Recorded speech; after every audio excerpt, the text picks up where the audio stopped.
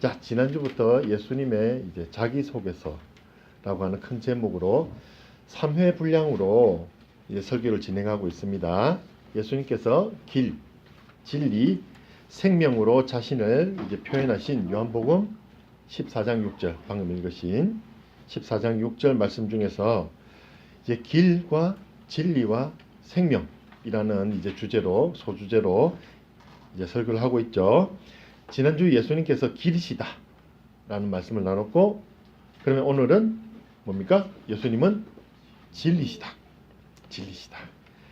그리고 그 진리심을 잘 설명하고 있는 이 요한복음 8장, 이 8장 이 부분을 우리 함께 보면서 왜 예수님이 진리신가 함께 나눠보도록 하겠습니다. 자, 그러면 우리 또 잘 아는 거 있죠. 진리의 의미에 대해서 우리가 한번 또 나눠봐야 되잖아요. 진리가 뭡니까? 뭐라고 생각하시죠? 우리 한자를 요즘에 학생 잘 안 배우니까, 그죠? 참 진짜 하고 또 뭡니까? 다스릴 이자 써갖고 진리라고 합니다. 참된 이치란 뜻이죠. 그리고 또 뭡니까?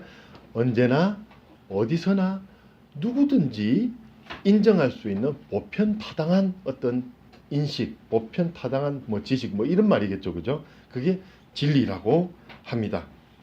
참된 이치, 진짜란 말이죠. 진짜. 와, 진짜다. 진짜가 나타났다. 진짜. 시간과 장소, 남녀노소, 인종을 불문하고 모두가 옳다고 인정할 수 있는 내용이 바로 진리다 라는 말입니다. 요즘 젊은 사람들 사이에 흔히 쓰이는 말로 역시 고기는 삼겹살이 진리야. 뭐 이런 말 잘 쓰죠. 뭔 진리야. 이렇게 이런 말은 뭐가 최고다. 이게 정답이야. 뭐 이런 뜻으로 쓰이는 걸로 알고 있습니다. 물론 삼겹살을 최고의 고기라고 생각 안 하는 사람도 있어요. 많이 있어요. 그죠?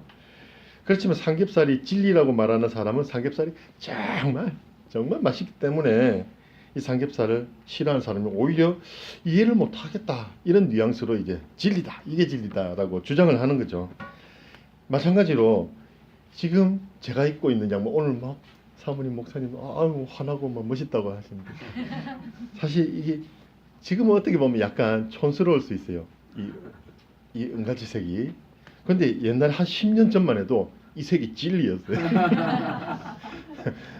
그죠? 그때 굉장히 많이 입고, 그래서 저도 이래갖고 저 땡처리가 옥사상에 딱 샀어요. 그때 좋았는데 지나고 나니까 좀 아니더라고요. 아닌데 오늘 과감하게 한번 입어봤어요. 그 진리를 되새기는 마음으로 한번 입어봤습니다. 이렇게 개인에 따라서 또 시대에 따라서 유행에 따라서 어떤 것이 진리이기도 하고 또 진리가 아닌 것이 되어버리기도 해요. 이렇게 사람들은 자신의 생각이 확고하다고 강조하거나 아니면 자신의 의견에 대해서 사람들의 어떤 동조를 유도해내기 위해서 진리라는 단어를 이렇게 조금 쉽게 아무렇게나 많이 사용을 하고 있어요. 이 진리라는 단어가 가지고 있는 그 엄격함, 그 어떤 유일성을 생각할 때 일상 속에서 이런 단어가 너무 쉽게 사용된다는 게 어떻게 보면 조금 서운하기도 해요. 이 진리를 너무 쉽게 본다. 이 사람들이 저마다 확실하다고 주장하는 그 진리가 진짜 보편적이고 참된 이치다. 누구나 계속 이렇게 주장하는 그 진리가 진짜 보편적일까? 라고 누가 판정을 해줄 수 있을까요? 어떤 기준으로 그것을 진리라고 판단할 수 있을까요? 도대체 뭐가 진리냐? 이런 말이죠. 그래도 혹시 누가 한 사람은 옳은 말, 옳은 행동을 하는 사람이 있지 않을까요? 그런 사람이 있으면 그를 기준으로 탁 삼아서 진리를 탁 정하고 진리라고 정하고 따르면 되지 않을까요? 그게 가능한지 한번 볼까요? 가령 친구 두 사람이 싸우고 있다고 합니다. 예전에 우리 총장님께서 신학교 총장님께서 딱 든 예인데 기억에 남아 있어서 여러분께 말씀드립니다. 둘이서 막 싸우는데 서로 자신이 옳다고 이 자신의 진리에 대해서 막 이야기하고 있는 거예요. 서로 옳다고 이야기하는 거예요. 서로의 기준에서 볼 때 상대방은 틀린 이야기를 하고 있는 것이죠. 다른 이야기니까, 다른 진리니까. 그러면 누군가가 이 두 사람의 말을 듣고 누가 옳은지 판단해 줄 수 있을까요? 어떻게 보면 가능하다고 생각이 들죠. 세 번째 친구가 나타나서 이렇게 말합니다. 내가 객관적으로 판단해 줄게. 딱 이렇게 이야기해요. 자, 우리 학생들은 주관적, 객관적이라는 말 잘 알아요? 그래서 내가 설명해 줄게. 주관적은 내 관점으로 본다는 거고, 객관적은 다른 사람이 나를 봐주는 거예요. 그러니까 두 사람이 싸우고 있으니까 어떤 제3의 사람이 딱 나타나서 내가 객관적으로 봐줄게 이러면 맞는 말인 것 같죠? 다른 사람이 여기서 판정을 딱 해줄 것 같고 누가 진리인가 딱 판단을 해줄 것 같잖아요. 그러면 이 사람 제3의 친구를 객관적으로 평가할 수 있는 능력이 있다고 보십니까? 이 제3의 사람이 무조건 맞고 무조건 객관적일 수 있어요? 아니죠. 절대 그럴 수가 없어요. 세 번째 친구가 자신의 의견을 말하는 그 순간 세 번째 주관적인 진리가 등장하게 되는 거예요. 무슨 말인지 아시겠죠? 이미 팽팽하게 대립하고 있는 두 개의 진리의 속에 세 개가 나와서 더 팽팽해지게 되는 거예요. 세 명 모두 자기의 주관적인 의견을 내놓았을 뿐 그 중에 객관적이고 절대적인 진리는 있을 수가 없습니다. 우리 속에서는 모두가 자기가 옳다고 믿는 어떤 상대 진리를 가지고 주장을 하고 있을 뿐이고 이런 상대적인 진리는 이 세상의 인구수만큼이나 많아요. 사람 생각이 모두 다 다르기 때문에 심지어는 우리 꼬맹이 시우까지도 자기 생각이 있어요. 주장을 하죠. 지금 밥대가 안 됐는데 칭얼거린다든가 지금은 조용히 해야 되는데 논다든가 막 뛰어다니고 그러잖아요. 그런 것처럼 그렇다면 어떤 절대적인 진리, 누가 봐도 객관적이고 옳은 절대적인 진리는 아예 없다고 생각하십니까? 그런 진리가 있다면 서로 자신의 진리가 옳다고 싸울 일도 없고 잘못된 것, 거짓된 것, 그것을 진리로 알고 있는 그런 방황하는 일 자체도 없지 않을까요? 그죠? 혹시 그러면 오늘 본문 32절에서 말씀하신 이 진리가 혹시 그 진리가 아닐까요? 이 진리가 그 진리인지 알아보기 위해서 또 원어사전을 찾아볼 수밖에 없었어요. 구약 성경에는 진리를 히브리어로 에메트라고 번역을 하는데 이 말은 지탱하다 또는 확립하다라는 의미를 지닌 아만이라는 동사에서 파생된 말인데요. 이 에메트는 일반적으로 어떤 뜻이냐면 진리 또는 성실함으로 번역이 됩니다. 잘 기억하세요. 진리와 성실함. 이 두 단어 모두가 중요하죠. 진리와 성실함. 그래서 에메트라는 단어는 구약에서 하나님을 변함없으시고 신뢰할 수 있는 분으로 묘사할 때 자주 사용됩니다. 진리이시고 성실하시기 때문에 하나님은 자신의 말씀과 일치된 성실한 행동을 항상 해 오셨어요. 그래서 이 하나님을 이 진리, 에메트라고 표현을 하는 것입니다. 변하지 않고 성실한 것이 이 진리의 특징이에요. 변하지 않아야 돼요. 항상 성실해야 돼요. 행동으로 보여서 지켜내야 돼요. 그게 진리인 거죠. 우리가 구약 성경을 읽을 때 그런 이제 하나님의 특징이 단순히 이론이 아니다라는 것을 진짜로 발견할 때가 있는데요. 진리 하나님께서 친히 당신의 말씀과 행동으로 진실하신과 성실하심을 항상 드러내 왔기 때문에 증거로 우리가 보면 알 수가 있어요. 신약에서 진리에 해당하는 이 헬라어는 뭐냐 하면 알레테이아라고 하는 단어인데 이 공관복음서 마태, 마가, 누가복음 이 공관복음서는 이 단어와 이 관련된 단어를 좀 드물게 사용하고 있어요. 잘 사용하고 있지 않은데 또한 그 잘 사용하고 있지 않은 그 의미 자체도 아까 본 구약의 의미와 거의 비슷하게 흡사하게 사용하고 있어요. 그런데 공관복음서와 달리 이 요한복음에는 이 진리라는 뜻의 알레테이아와 그 파생되는 의미들이 매우 자주 사용되고 있습니다. 그 의미에 있어서도 아까 구약의 신실하심, 성실하심, 불변하심 이런 뜻보다 거짓에 반대되는 진정함이라는 뜻으로 사용되고 있어요. 진짜란 말이에요. 진짜. 거짓이 아니고 참이다, 진짜라는 뜻으로 요한복음에서는 주로 사용되고 있어요. 신실하시고 변함없으시며 거짓 없으신 하나님의 진정함. 인간이 저마다 참되다고 믿는 서로 다른 상대적인 어떤 진리가 아니라 하나님만의 유일한 진리, 하나밖에 없는 진리, 이것을 우리는 절대 진리라고 불러요. 절대적인 진리. 어떤 비교해서 누가 더 상대적으로 더 참에 가까운가가 아니고 진짜 참을 말하는 거예요. 거짓이 전혀 없는 상태를 말하는 겁니다. 오늘 본문 앞에 8장 12절부터 내용은 전에 이미 설교했던 요한복음에 나타난 예수님의 정체성 시리즈 중에 두 번째 세상의 빛에서 언급한 바가 있는 부분입니다. 예수님께서 당신 스스로 세상의 빛이라고 말씀하시는 부분이죠. 이렇게 스스로 드러내시는 복음을 전하자 본문 바로 앞에 30절에는 많은 사람들이 믿더라라고 기록이 되어 있어요. 그런데 예수님께서는 믿는 사람들 그리고 믿지 않는 사람들이 공존하는 그 상황에서 또 새로운 도전을 던져주시는 거예요. 그게 바로 오늘 본문 맨 앞에 31절 32절입니다. 그러므로 예수께서 자기를 믿은 유대인들에게 이르시되 너희가 내 말에 거하면 참으로 내 제자가 되고 진리를 알지니 진리가 너희를 자유롭게 하리라. 유대인들이 이제 예수님의 말씀 세상의 빛이라는 것을 믿었어요. 믿었는데 그 믿은 유대인들에게 내 말 안에 거하면 내 말 속으로 들어오면 그 진리가 너희를 진짜 자유롭게 해줄 것이다라는 말이에요. 지난주 예수님께서 어떤 길을 가르쳐주는 방법을 가르쳐주는 분이 아니라 그분 자체가 길이라고 말씀을 드렸죠. 그것처럼 이 말씀도 예수님 자신에 대해서 자신의 정체성을 선포하고 계시는 거예요. 내가 어떤 진리를 가르쳐 줄게가 아니고 내 안에 들어오면 내가 진리이기 때문에 내 안에 들어오면 진정한 자유를 누린다는 거예요. 내가 진리이기 때문에 나에게로 오라는 거예요.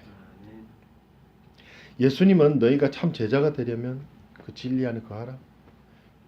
그 육신이 되어 오신 그 말씀 안에 거해야 된다라고 하십니다. 요한복음 14장 6절에 밝히신 것처럼 예수님이 진리시며 진리의 말씀 그 자체시며 그 진리의 말씀은 어디로 왔겠습니까? 어디서부터 왔겠습니까? 하나님에게서부터 왔어요.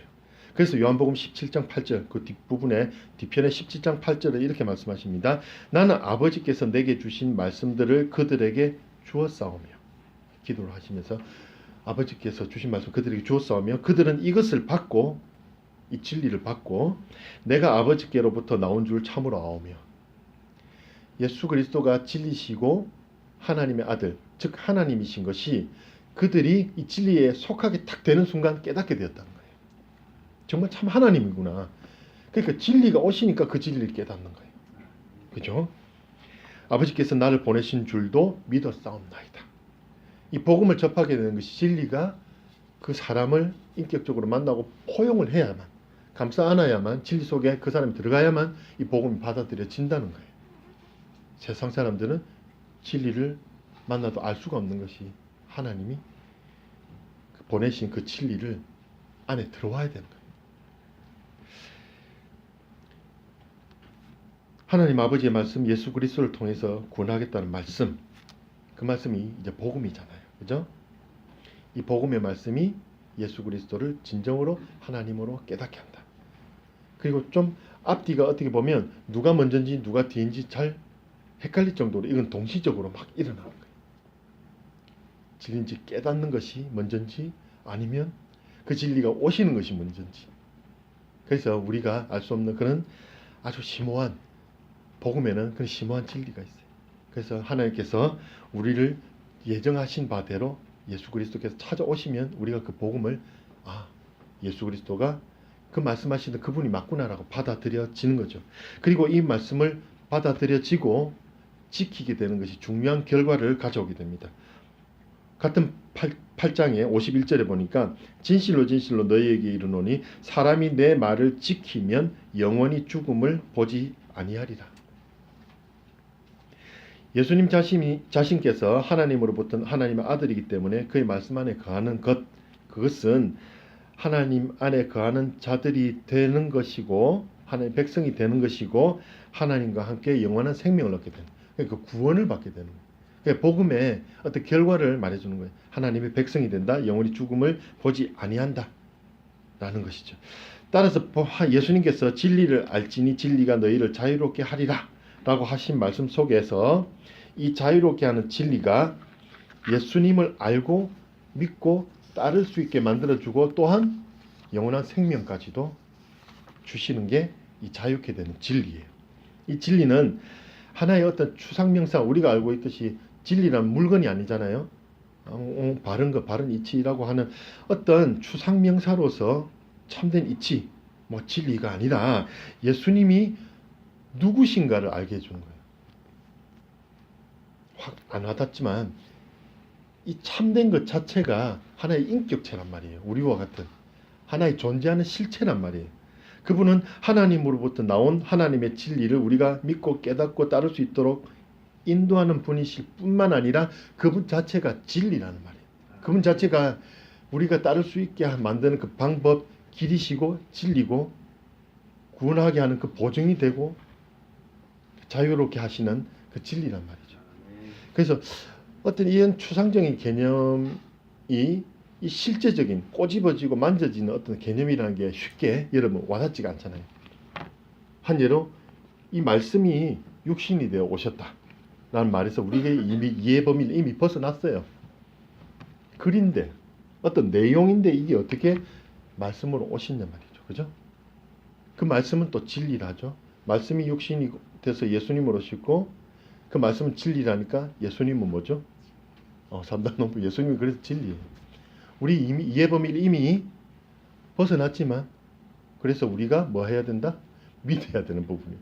우리가 확인할 수 있는 부분은 아니고 이 지혜 때문에 모자란 지혜 때문에 확인할 수 있는 부분은 아니고 믿는 개념이에요. 근데 추상적이지만은 않은 게 2000년 전에 실제로 오셔서 그 삶 속에서 실제로 그 변하지 않으시고 성실하심을 보여주셨잖아요. 하나님의 성품 그대로 보여주셨잖아요. 그리고 대면에서 볼 수 있는 하나의 실체였잖아요. 육신을 입고 오신 실체였잖아요. 그 예수가 진리십니다. 그리고 이 부활 승천하신 이후에 또 육신은 떠나가셨지만 어떻게 존재를 하세요? 우리에게 예수 그리스도의 이름을 믿는 우리에게 예수 그리스도의 영, 성령님의 다른 별명이 뭔지 아시죠? 진리의 영이시죠. 그래서 진리예요. 그 진리가 계속 우리에게 있다니까요. 그 육신은 우리와 같은 육신, 이 꼬집음이 피나는 이 육신은 이미 떠나가시고 부활하셨지만 잠자시고 그 영혼은 부활하셨지만 우리는 그 하나님의 진리의 영을 받아서 함께 동행을 하고 있다는 거죠. 그래서 예수님을 통해서 이제 이 진리가 이해되어야 돼요. 그렇게 되길 바랍니다. 점점 성령께서 도와주십니다. 지혜의 영이시고 진리의 영이시기 때문에 그 예수님과 하나님의 그 실체에 대해서 점점 우리 인격적으로 만나게 해 주실 것이고 또 그것이 절대적인 진리다라는 것을 확인해 주실 것입니다. 자, 너무 논리적이고 추상적인 이야기로 가서 좀 심심하시죠? 따분하시죠? 자, 본문 32절에 진리를 알지니 진리가 너희를 자유롭게 하리라 라고 하셨는데 이 진리가 주는 자유는 무엇으로부터의 자유입니까? 자유가 없다가 자유를 받았다면 전에는 속박되어 있었다는 뜻이잖아요. 역으로 보면 무엇으로부터 자유죠? 죄로부터 자유. 죄. 서두에서 언급한 것처럼 사람은 모두 제각각의 상대적인 진리를 가지고 서로 옳다고 여기고 살아가죠. 그래서 저마다 여기고 있는 그 진리 범위도 다르고 심지어는 안 걸리면 죄가 아니다라고 하는 그런 풍조까지 나왔죠. 예. 그 횡단보도로 안 건너고 막 무단횡단에도 안 걸리면 나는 죄가 없는 거야 라고 여기는 그 정도까지 상대 진리가 가는 거예요. 사람은 이제 악하기 때문에. 이것은 모두 이 하나님의 진리와는 거리가 멀죠. 죄는 헬라어로 하마르티아라고 합니다. 무슨 뜻이죠? 화살이 관역을 벗어나서 명중하지 못하고 딴 데로 핑 날아갔다는 거예요. 네. 이 컬링할 때 가운데로 탁 넣어야 되는데 엉뚱한 데로 슉 가면 점수를 못 얻잖아요. 그런 것처럼 관역의 화살을 핑 벗어나는 뜻이 죄라는 거예요. 하나님의 절대 진리를 정확하게 겨냥하지 못하고 주목하지 못하고 벗어나면 죄입니다. 범죄한 인간은 이 죄의 종이 될 수밖에 없어요. 이 죄의 종이 될 수밖에 없습니다. 그 권세를 누가 줬습니까? 율법이 주었어요. 율법이요. 좀 아이러니죠. 율법이 죄를 규정을 합니다. 이렇게 하면 죄이다, 저렇게 하면 죄이다라고 하나님께서 말씀해 주셨잖아요. 그래서 그 권세를 이용하는 거예요. 사단이 죄를 가지고 사망으로 빠지게 만들어서 이용을 합니다. 그래서 인생은 사망의 볼모가 돼서 죄에게 종로를 할 수밖에 없는, 사단에게 종로를 할 수밖에 없는 그런 존재가 되게 된 거죠. 그런데 진리가 너희를 자유롭게 하리라는 말씀에 대한 사람들의 반응이 어떻습니까? 33절에 보니까 그들이 대답하되 우리가 아브라함의 자손이라 남의 종이 된 적이 없거늘 어찌하여 우리가 자유롭게 되리라 하느냐. 이 진리의 의미를 지금 우리가 나누고 있는 이 의미에서 보면 어떻게 보면 동문서답하는 것 같죠. 그렇지만 이 사람들에게는 어떤 이게 굉장히 절실한 문제예요. 우리가 선민인데 선택받은 민족인데 아브라함의 자손인데 왜 우리가 종이 되었다 하냐. 실제로 이 사람들은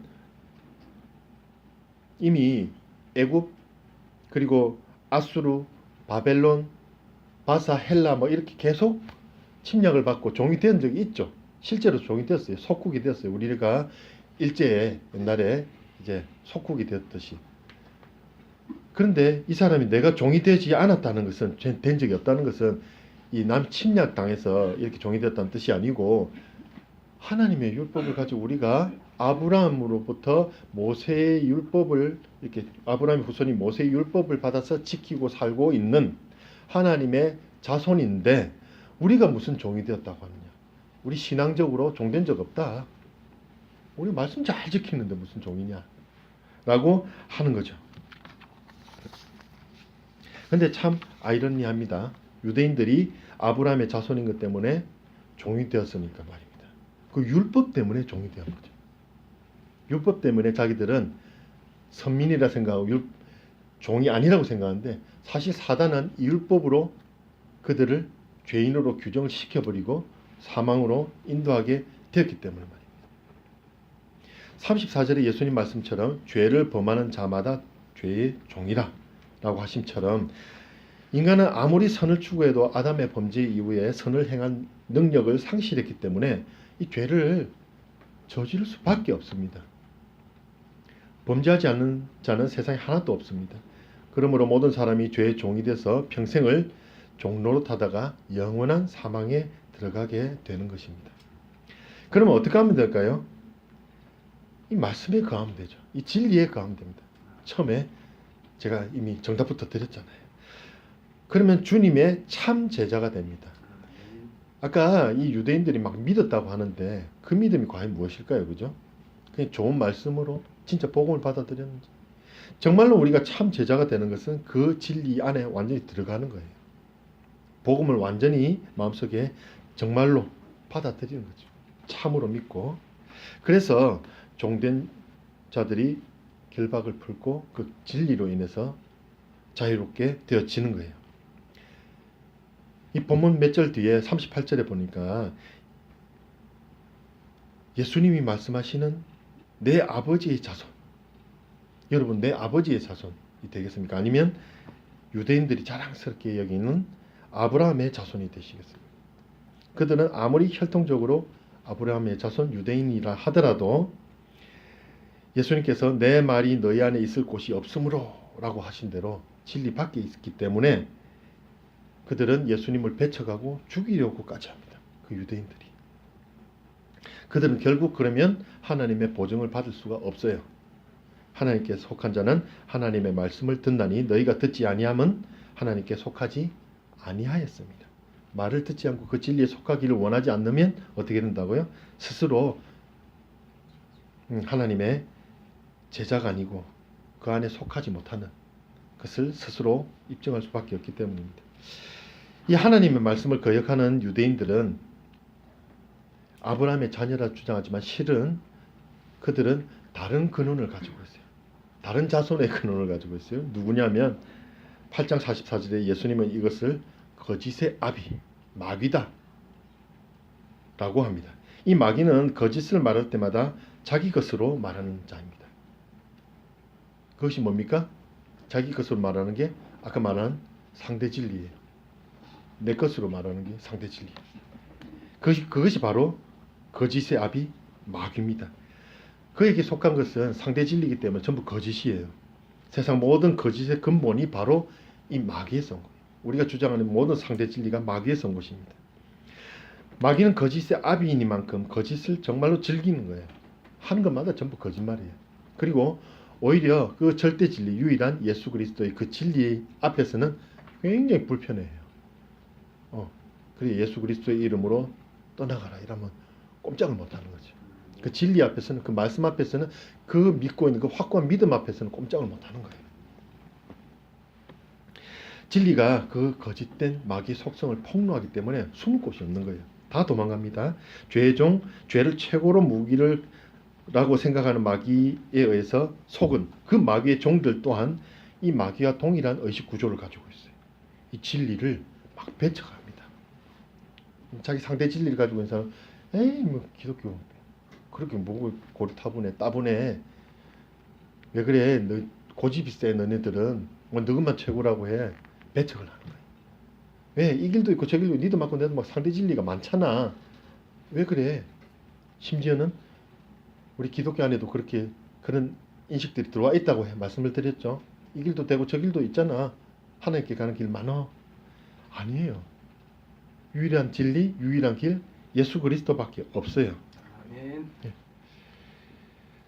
그래서 앞서 말씀드린 것처럼 이 세상에서 예수 그리스도를 모르는 자는 모두 자신만의 진리를 주장하고 거짓의 아비, 그 거짓의 종이 되어서 살아갑니다. 자, 그래서 진리의 근원이신 예수 그리스도, 그분의 진리에 접붙여질 때, 복음으로서 우리가 접붙여질 때 이 거짓, 마귀의 이 거짓으로부터, 이 죄의 종으로부터 벗어날 수가 있습니다. 그게 바로 진리가 너희를 자유롭게 한다는 말의 뜻이에요. 그러므로 이제 그리스도 안에 있는 자에게는 결코 정죄함이 없나니 이는 그리스도 예수 안에 있는 생명의 성령의 법이 죄와 사망의 법에서 너를 해방하였습니다. 로마서 8장 1, 2절에 이렇게 말씀하십니다. 예수 안에 있는 생명의 성령의 법이 죄와 사망의 법에서 우리를 해방시켜 자유하게 하셨어요. 죄와 사망의 법은 거짓의 아비, 마귀의 무기이고 생명의 성령의 법은 바로 이 진리이기 때문에 그렇습니다. 이 진리는 우리가 알아내고 캐낸 것이 아니라 진리인 예수님께서 우리에게 오셔서 우리가 접붙여진 거예요. 그 생명의 그 진리에 접붙여진 겁니다. 지금 이 시간에도 그 진리의 영께서 우리와 함께 하십니다. 성령님은 이 진리의 영으로서 우리가 진리인 것을, 우리가 진리이신 예수 그리스도 그리고 하나님을 알아갈 수 있도록 도와주십니다. 성경을 읽을 때 이해되게 해주십니다. 진리는 그 누구도 가르칠 수 없고 진리의 영이신 하나님의 영, 성령만이 가르쳐 주실 수가 있어요. 왜? 성령께서 이 저자를 통해서, 30여 명의 저자를 통해서 성령께서 직접 쓰신 것이기 때문에 그 원저자이신 성령님만 이 성경을 우리에게 가르쳐 주실 수가 있는 것입니다. 진리에 또 다른 유익이 있습니다. 죄에서 자유롭게 되어 영생을 얻은 것 외에, 자유롭게 된 것 외에 또 다른 유익은 바로 세상의 근심 그리고 염려로부터 자유롭게 됩니다. 이 자유가 죄와 사망에서 자유롭게 된 것도 있고 세상의 근심과 염려에서 자유롭게 된 것도 있어요. 이 세상에 사는 사람 중에 염려, 근심 없다고 하는 사람은 거짓말이겠죠. 다 가지고 살아가고 있어요. 조금. 아까 우리 꼬맹이 시우도 배고프면 근심이야. 마음에 근심이 돼요. 우리 어머님도 막 근심이 많아요. 그렇죠? 다 근심이 있어요. 근데 왜 이렇게 예수님께서 말씀하실까요? 마태복음에 세상 근심과 염려를 버리라. 마태복음 6장 25절에 이렇게 근심을 버리고 살아가라 라고 말씀하실까요? 세상을 살아가는 동안 예수님께서 직접 지어주시는 그런 예정을 하고 계셨기 때문에 버리라고. 우리가 도움도 못 주고 그럴 필요 없어, 걱정하지 마 이러면 밉죠. 그죠? 도움도 못 주면서 막 걱정 없어 이러면 오히려 밉잖아요. 그죠? 그런데 예수님께서는 그런 말씀하신 이유가 친히 다 지어주신다는 거예요. 마태복음 11장 28절에서 30절에 이렇게 말씀하십니다. 수고하고 무거운 짐진 자들아 다 내게로 오라. 내가 너희를 쉬게 하리라. 나는 마음이 온유하고 겸손하니 나의 멍에를 메고 내게 배우라. 그리하면 너희 마음이 쉼을 얻으리니 내 멍에는 쉽고 내 짐은 가벼움이라 하시니라. 멍에는 그 이스라엘 그 근동 지방의 멍에는 뭐 어떻게 되냐면 두 마리의 소가 지고 갑니다. 우리는 한 마리가 끌고 가기도 하는데 땅이 퍽퍽한가 봐요. 두 마리가 끌고 가는데 멍에를 같이 진다는 뜻이 예수님께서 한쪽을 쥐고 힘을 내주시면 우리는 그냥 슬슬 멍에 그냥 얹혀갖고 그냥 따라가는 거예요. 그게 내 멍에를 지라 내 짐은 가볍다는 거예요. 멍에 뒤에 있는 짐도 가볍고 내가 다 끌 테니까 걱정하지 말라는 거예요. 예수님과 같이 한 방향으로 가야 돼요. 멍에를 메고 벗어날 수 없잖아요. 예수님과 함께 묶여 있는 거예요. 그 멍에를 통해서 우리는. 마태복음 6장 31절에 33절에 말씀하시기를 그러므로 염려하여 이르기를 무엇을 먹을까 무엇을 마실까 무엇을 입을까 하지 말라. 이는 다 이방인들이 구하는 것이다. 너희 하늘 아버지께서 이 모든 것이 너희에게 있어야 할 줄 아시느니라. 그런즉 너희는 먼저 그 나라와 그의 의를 구하라. 그리하면 이 모든 것을 너희에게 더하시리라. 라고 말씀하십니다. 살아가면서 어떤 근심이나 걱정 이런 것들은 멍에를 같이 하고 있는 예수님께서 들어주시고 있는데도 계속 한다는 것은 어쩌면 그 진리에 대해서 우리가 온전히 그 혜택을 못 받고 있는 거예요. 어떻게 보면 모독적인 거예요. 그분에 대해서. 우리를 자유롭게 하시고 이 염려로부터도 다 해방시켜 주시고 다 우리 모든 것을 우리에게 충족하게 풍부하게 주신다고 하셨잖아요. 그러니까 여러분 진리로 이미 자유함을 얻은 자유인으로서 세상 근심, 염려의 속박을 다시 짊어지지 마세요. 예수님과 같이 멍에를 할지언정 그것을 여러분께서 다 짊어지려고 하지 마십시오. 믿지 않는 자들에게나 그것은 어울리는 일임을 우리는 알아야 됩니다. 우리는 세상 근심과 염려로부터 해방된 참 자유인이다 이렇게 선포하시고 그렇게 명심하십시오. 항상 담대하고 평안하고 기쁘게 그렇게 세상을 살아갑시다.